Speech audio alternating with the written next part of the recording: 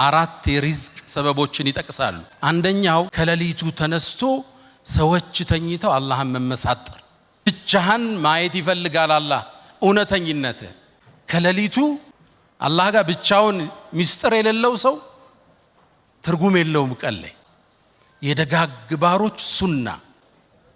ሁለተኛው አሉ ኢብኑል ቀይም የሌሊት እስትግፋር። ሱብሒ ከመምጣቱ አንድ 10-20 ደቂቃ በፊት ቁጭ ብለ የቀን ውሎህን፣ የታሪክ ወንጀልህን፣ ጉዞህን፣ የተበላሸው ኢኽላስህን አስበህ ትንሽ ወደ አላህ መመለስ፣ ማውራት፣ አላህን መማፀን፣ ማህርታውን መጠየቅ፣ አስተግፊሩላህ ወአቱቡ ኢለይክ ብቻ። ሶስተኛው አሉ ሰደቃ ነው አሉ ሰደቃ መስጠት። አራተኛ አሉ ኢብኑል ቀይም ረሂመሁላህ የጧትና የማታ ዚክሮች አዝካሩ ሰባህ ወልመሳ። አላህ ይወፍቀን ሁላችን።